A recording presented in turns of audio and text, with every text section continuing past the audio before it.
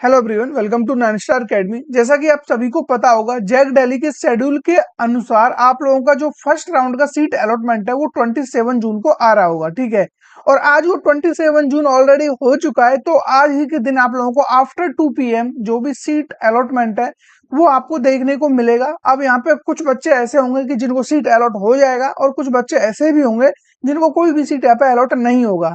लेकिन अब क्वेश्चन दोनों के रिगार्डिंग यहाँ पे बनते हैं। जिनका सीट अलॉटमेंट हो जाता है उन्हें क्या करना होगा, उन्हें अपने फिजिकली जो डॉक्यूमेंट्स वेरिफिकेशन कराने होते हैं वो कब कराने हैं, या फिर वो कहाँ पर कराने हैं, क्योंकि इसके अंदर 5 कॉलेज पार्टिसिपेट करते हैं। तो आपको किस कॉलेज के अंदर पार्टिसिपेट कराना होगा, आपको पेमेंट जो भी सीट एक्सेप्टेंस फीस है वो कब देनी होगी, कितने रुपए देनी होगी, ठीक है, उसका विड्रॉलिंग टाइम क्या है, कब विड्रॉल कर सकते हो उस पैसे को, या फिर आपको जो सीट एक्सेप्टेंस है उसके अलावा फ्रीज फ्लोट स्लाइड ये सब कब करना होगा। ये काफी सारे क्वेश्चंस आपके मन में आते होंगे, तो इन्हीं के रिगार्डिंग ये वीडियो रहने वाला है। और जिनको कोई भी सीट अलॉटमेंट नहीं हुआ है उनके लिए भी मैं यहाँ पे बताने वाला हूँ उन्हें जस्ट क्या करना है। ठीक है, तो सबसे पहले हम बात कर लेते हैं जिन बच्चों को यहाँ पे सीट अलॉट हो जाता है उन्हें क्या करना होगा।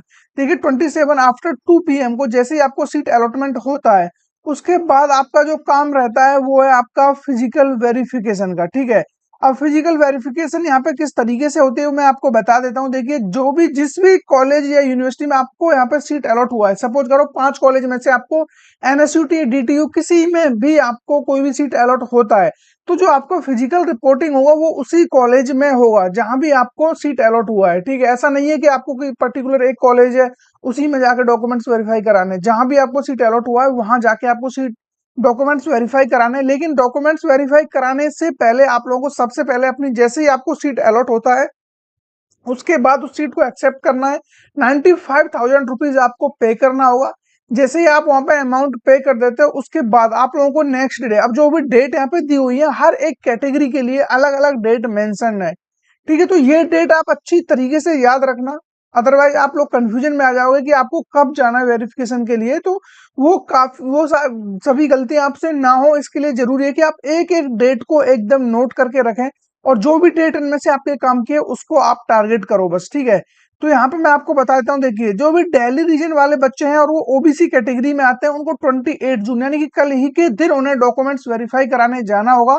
ठीक है, तो ये चीज आप लोग याद रखना। देखिए, दिल्ली रीजन वाले ओबीसी कैटेगरी ओनली। ठीक है, अदर स्टेट वाले ओबीसी वाले अभी नहीं जाएंगे, ओनली दिल्ली रीजन वाले ही बच्चे यहाँ पर डॉक्यूमेंट्स वेरिफिकेशन कराने जाएंगे जिनको भी सीट अलॉट हुआ है, और वो भी जो आपकी पेमेंट है उसको करने के बाद। इसका मतलब आज ही के दिन आपको पेमेंट करनी होगी जितने भी यहाँ पे ओबीसी कैटेगरी वाले स्टूडेंट है। ठीक है, तो आप लोगों को पहले अपनी पेमेंट करके तब वहां जाना होगा।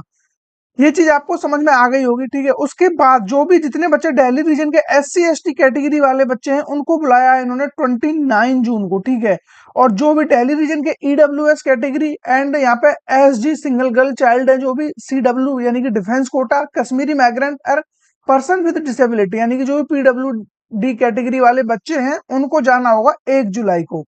ठीक है, तो ये डेट आप लोग अच्छे से याद रखना। डेटों में कोई भी गड़बड़ की आपने, सपोज करो कि आप दिल्ली रीजन के SC ST कैटेगरी में आ रहे हो और आप 29 जून को नहीं गए और आप जा रहे हो 1 जुलाई को, तो फिर आपका कोई भी डॉक्यूमेंट्स वेरिफिकेशन वहां पे नहीं होगा। चाहे भले ही आपने 95,000 रुपए पे कर दिए हो तब भी आपकी सीट कैंसिल कर दी जाएगी।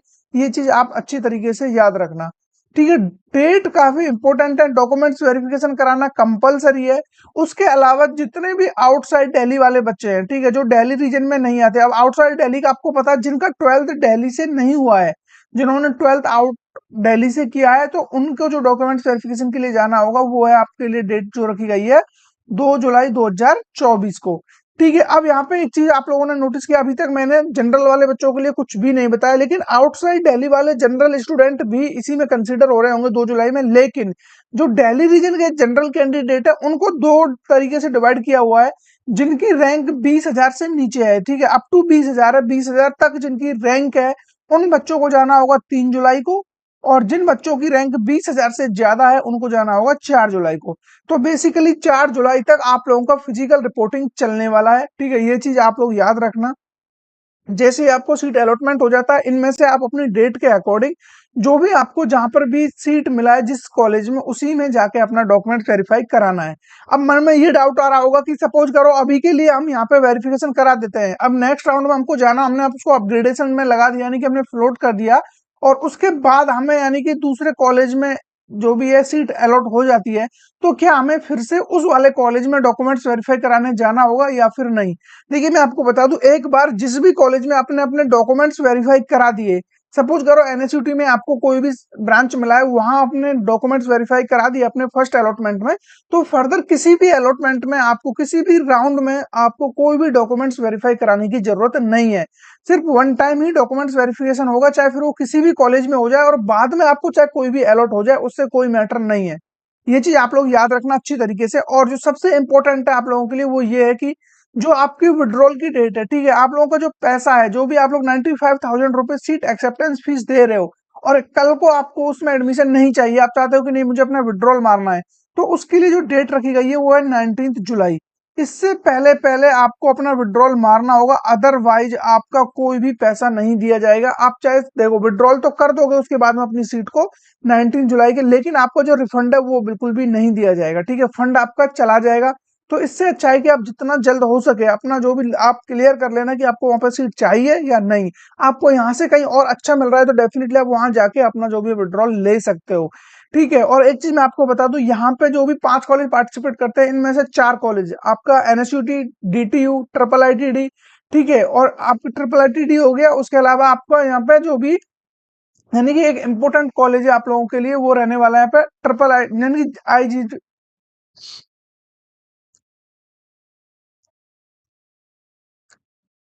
NSUT, triple ITD, DTU and IGDTUW, ठीक है। आईजीडीटीयूडब्ल्यू बेसिकली गर्ल्स के लिए है, और एक आपका हो गया यहाँ पे डीएसईयू, ठीक है। डीएसईयू को मैं इतना रिकमेंड नहीं करता हूँ, लेकिन 4 कॉलेज काफी तगड़े लेवल के कॉलेज हैं। आपको एनआईटी आईआईटी जैसा प्लेसमेंट देखने को मिल रहा होता है, और वहां पे रिसर्च वगैरह भी काफी तगड़े तरीके से आपको कराई जाती है, ठीक है। तो इसमें तो आपको कोई डाउट नहीं होना चाहिए। रिफंड की डेट आप लोग याद रखना। और अगर आप चाहते हो कि ये सारी चीजों में आपको प्रॉब्लम होती है, इन सब चीजों को मैनेज करने में, डेट वगैरह आपको याद नहीं रहती है, या आप इसमें आपकी रैंक बहुत ज्यादा है, आपको अभी तक कोई भी सीट अलॉटमेंट नहीं हुआ है, और आपको लगता है कि सीट अलॉट होगी भी नहीं, तो फिर आप लोगों के लिए मैंने एक प्रोग्राम डिजाइन किया हुआ है। इसमें आप लोगों को देखिए जितनी भी काउंसलिंग है, चाहे आपकी जोसा हो, सीस है, वो ऑल स्टेट की जो भी काउंसलिंग हो आपकी, चाहे जैक दिल्ली हो सकती है, जैक चंडीगढ़ हो सकती है, जीजीएसआईपी हो सकती है, आपकी रीप हो सकती है राजस्थान की, एकेटीयू हो सकती है, ठीक है। आपकी मध्य प्रदेश की काउंसलिंग अलग से होती है, महाराष्ट्र की अलग से होती है, हरियाणा की एचएसटीएस अलग से होती है। तो ये जितनी भी काउंसलिंग है, ये मैंने सब कुछ कवर अप करा रखा है एक ही प्रोग्राम में, जो कि आपको 699 में देखने को मिल जाएगा। और ये आपका तब तक वैलिड रहने वाला है जब तक कि आपको कॉलेज नहीं मिल जाता है। और इसमें आप लोगों को अनलिमिटेड कॉल सपोर्ट भी रहता है। जब भी आपको कोई डाउट आता है, आप कॉल करके हमारे साथ डिस्कस कर सकते हो और अपने डाउट क्लियर कर सकते हो। आप एनी टाइम कॉल कर सकते हो, ठीक है। जैसे, और इसको परचेज करने का सिंपल सा तरीका है, सिंपल फॉर्मेट है, जस्ट आपको जो भी क्यूआर कोड दिख रहा है इसको भी स्कैन करके आप ज्वाइन हो सकते हो। एंड डिस्क्रिप्शन में आपको लिंक मिल जाएगा, कमेंट में भी लिंक पिन है, वहां पर जा करके आप कुछ बेसिक डिटेल्स अपनी डालेंगे, जैसे कि नेम हो गया, आपका मेल आईडी हो गया, कैटेगरी हो गया, रैंक हो गया, कैटेगरी रैंक हो गया, जेंडर हो गया। ये सारी चीजें आप फिल करके जैसे आपका डेटा हमारे पास आ जाता है, तो उस डेटा के अकॉर्डिंग जो भी बेस्ट पॉसिबिलिटीज हो सकती है, आपको जो भी कॉलेज यानी कि किस काउंसलिंग में पार्टिसिपेट करना चाहिए, किस में नहीं करना चाहिए, क्योंकि काउंसलिंग तो बहुत सारी, कम से कम 25 से 30 काउंसलिंग तो ऐसी हैं जो काफी अच्छी काउंसलिंग है, ठीक है। और बाकी अलग से कॉलेज अपनी काउंसलिंग अलग करा रहे होते हैं, तो क्या आपको उन 25 काउंसलिंग में पार्टिसिपेट करना चाहिए? बिल्कुल भी नहीं, ठीक है। तो वो डिपेंड करता है कि हमारी रैंक क्या है, हमें कहाँ पर कॉलेज चाहिए, हमें किस रीजन में चाहिए, तो वो सारी चीजें मैटर करती हैं। तो उसी के अकॉर्डिंग ही हम आपका डेटा को फिल्टर करके, जो भी है आपके डेटा के अकॉर्डिंग उन काउंसलिंग को फिल्टर करके, अगेन उसमें भी कॉलेजों को फिल्टर करके आपके सामने लेके आएंगे कि ये कॉलेज हैं जिनमें आप पार्टिसिपेट कर सकते हो, इनमें आपको ये ब्रांच मिल सकता है, इतना फी रहने वाला, ये प्लेसमेंट रहता है। ये सारी चीजें आपके साथ कॉल पर डिस्कस की जाती हैं, और जब आप चाहो तब अपने डाउट क्लियर कर सकते हो। किसी के यानी कि आपको डॉक्यूमेंट्स रिगार्डिंग हो सकता है, स्कॉलरशिप के रिगार्डिंग हो सकता है, आपको प्लेसमेंट के रिगार्डिंग हो सकता है, ठीक है। तो आपको ब्रांच के रिगार्डिंग डाउट हो सकता है, तो वो सारे डाउट यहाँ पे कवर अप कराए जा रहे होंगे जस्ट 699 रुपीज में। तो जितना जल्द हो सके आप इसको एनरोल कर लो, क्योंकि बहुत सारी डेट ऐसी है कि कई सारी काउंसलिंग की ऑलमोस्ट 27, 28, 29 तक डेट एक्सपायर होने वाली है, और कुछ काउंसलिंग अभी स्टार्ट होने वाली है, कुछ ऑनगोइंग चल रही हैं। तो ये सारी चीजें ऑलरेडी चल रही हैं। तो अभी हम आते हैं अपना फिलहाल जैक दिल्ली पर। तो जैक दिल्ली में आप लोगों को मैंने ये थोड़ा शेड्यूल बताया, ठीक है। इस शेड्यूल के अलावा आपको विड्रॉल डेट पता चल गया। जिन बच्चों ने कोई भी, कुछ बच्चे ऐसे होंगे जिन्होंने कोई भी रजिस्ट्रेशन नहीं किया है इस बार, लेकिन वो चाहते हैं कि जैक दिल्ली में वो पार्टिसिपेट करें, और जैक डेली ने क्लियरली बोला हुआ है कि स्पोर्ट राउंड से पहले पहले आप लोग फ्रेश रजिस्ट्रेशन नहीं कर सकते, लेकिन स्पोर्ट राउंड में आप फ्रेश रजिस्ट्रेशन कर सकते हो, ठीक है। और स्पोर्ट राउंड में मैं आपको बता दूं, आज 27 जून है और 27 जुलाई को जस्ट एक महीने बाद इनका जो भी सीट मैट्रिक्स यानी कि जो भी सीट इनकी बचती है, ठीक है, जो भी वैकेंट सीट है उनका अलॉटमेंट देखने को आपको मिल जाएगा। वो डिस्प्ले हो रही होंगी बेसिकली कि कितनी सीट यहाँ पे वैकेंट है, किस कॉलेज में किस ब्रांच में कितनी सीट्स बची हुई हैं, उन जिन पर आपका जो भी है यहाँ पे स्पोर्ट राउंड हो रहा होगा। तो स्पोर्ट राउंड में बच्चों की न जाने कितने बच्चे ऐसे हैं जिनकी काफी ज्यादा रैंक खराब रैंक होती है, बहुत खराब रैंक होती है, लेकिन उनको काफी अच्छा कॉलेज मिल जाता है, काफी अच्छी ब्रांच मिल जाती है। क्योंकि एक महीने बाद आप खुद सोचिए, एक महीने बाद इनकी सीट आने वाली है कि वैकेंट सीट कितनी है, और उस टाइम पे मैक्सिमम बच्चे अपना एक महीने बाद अपना एडमिशन सिक्योर कर चुके होंगे, कहीं ना कहीं वो सेटल्ड हो चुके होंगे। तो फिजिकल रिपोर्टिंग यानी कि जो भी आपका फिजिकल राउंड होगा, और वो बेसिकली स्पोर्ट राउंड है, उसमें आपको फिजिकली जाना होता है, और वो जो स्पोर्ट राउंड होने वाला है इस बार उसको डीटीयू कंडक्ट कराएगा, ठीक है। तो डीटीयू में जाके आप लोगों को स्क्रीन पे, बड़ी सी स्क्रीन पे अपनी जो भी ब्रांच या जो भी आपकी सीट्स हैं वो शो हो रही होंगी, जो भी बची हुई है, और वहां पे आपको बता दिया जाता है कि इस रैंक पे ये सीट बची हुई है। जो भी कैंडिडेट वहां पे अवेलेबल होता है वो जाके उस सीट को एक्सेप्ट कर लेता है, और वही ऑन द स्पॉट आपको अपनी पेमेंट वगैरह देनी होती है। और जितने भी डिफेंस कैटेगरी वाले बच्चे हैं जिनको कोटा मिला हुआ है डिफेंस कैटेगरी का, और वो प्रायोरिटी नंबर 6 to 9 आ रहे हैं, तो उनको कोई भी डॉक्यूमेंट्स वेरिफिकेशन कराने की जरूरत नहीं है अभी के लिए। जब उनको डायरेक्ट जब एडमिशन मिलेगा तभी उनको जाके अपने डॉक्यूमेंट्स वगैरह वेरीफाई करा देने हैं, ठीक है। तो इसके अलावा मैंने आपको बता दिया है अगेन, अब जो आपके लिए एक और इम्पोर्टेंट है वो है सीट को फ्रीज कब करना है, फ्लोट स्लाइड जो भी करना है।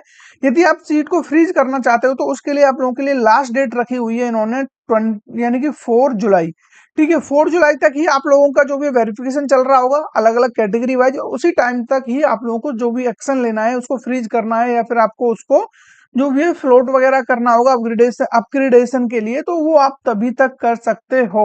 और विड्रॉल के लिए मैंने आपको अगेन बता दिया है, ठीक है। जो यदि आपको विड्रॉल चाहिए तो विड्रॉल के लिए लास्ट डेट इन लोगों ने रखी हुई है 19 जुलाई। इससे पहले पहले आप अपना विड्रॉल कर लेना, अदरवाइज बाद में आपको 1 रुपया भी देखने को नहीं मिलेगा। और यहाँ पे एक सबसे इंपॉर्टेंट चीज मैं आपको बता देता हूँ, जो फिफ्थ राउंड में कट ऑफ इनका इतना मतलब कि लो चला जाता है, या फिर जो आप बच्चों को काफी ज्यादा रैंक पर भी कॉलेज देखने को मिल जाता है, उसके पीछे रीजन क्या है उसके बारे में आपको भी बताने वाला हूँ। फोर्थ राउंड तक आप देखोगे कि बहुत यानी कि कम, बहुत खराब रैंक पे आपको ऐसा कोई कॉलेज देखने को नहीं मिलेगा, लेकिन जैसे ही फिफ्थ राउंड आता है, फिर चाहे आपकी रैंक 1 लाख हो, 1.25 लाख हो, इस तरीके से रैंक पे भी आपको काफी अच्छी अच्छी ब्रांच देखने को मिल जाती है। उसके पीछे सिर्फ एक रीजन है। देखिए, जैसे ही इनका शेड्यूल के अकॉर्डिंग आप देख रहे होंगे, इनका उसके बाद सेकंड राउंड आ जाएगा, ठीक है। सेकंड राउंड के बाद इसी तरीके से सेम प्रोसेस होंगी, डेट वगैरह आप लोग देख लेना कब कब डॉक्यूमेंट्स वेरिफिकेशन कराना है। उसके बाद आपका थर्ड राउंड आएगा, ठीक है। आपका थर्ड राउंड आता है, थर्ड राउंड के बाद ऐसी तरीके से आपका फोर्थ राउंड आ जाता है, डेट वगैरह आपको मेंशन है ऑलरेडी। अब देखिए, फोर्थ राउंड में आप लोग एक चीज यहाँ पे देख पा रहे होंगे, फोर्थ राउंड में जो आपका डॉक्यूमेंट वेरिफिकेशन है, डॉक्यूमेंट वेरिफिकेशन ये वाला देख पा रहे होंगे, आउटसाइड दिल्ली वाले बच्चे जितने भी हैं उनका जो डॉक्यूमेंट वेरिफिकेशन है वो 19 जुलाई को होगा, ठीक है। 19 जुलाई तक आपके डॉक्यूमेंट्स वेरिफिकेशन हो रहे हैं, और आपको एक डेट ऑलरेडी याद होगी कि 19 जुलाई आपका यानी कि विड्रॉल का लास्ट डेट रहने वाला है।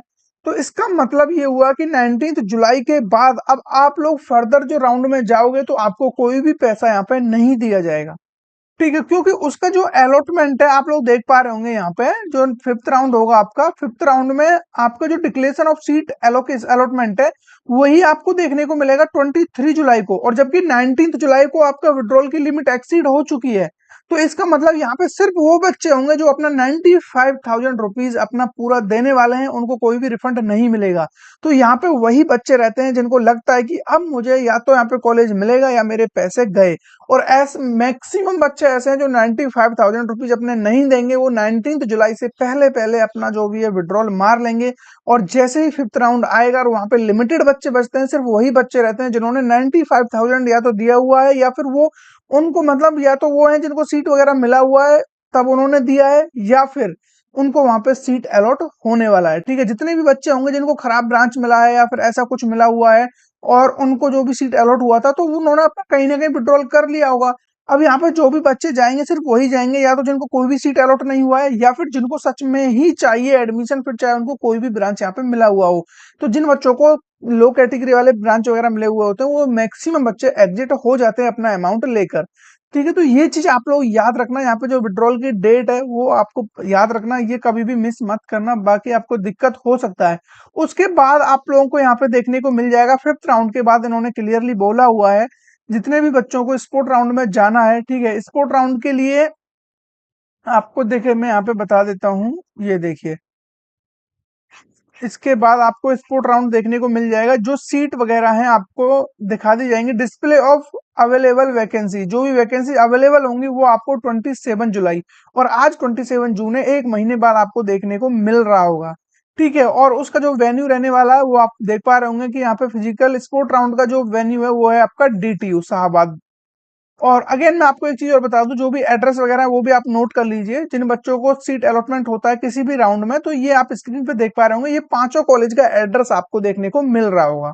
ठीक है, आई होप आप लोगों को अब जैक दिल्ली के रिगार्डिंग कोई भी डाउट यहाँ पे नहीं रहा होगा।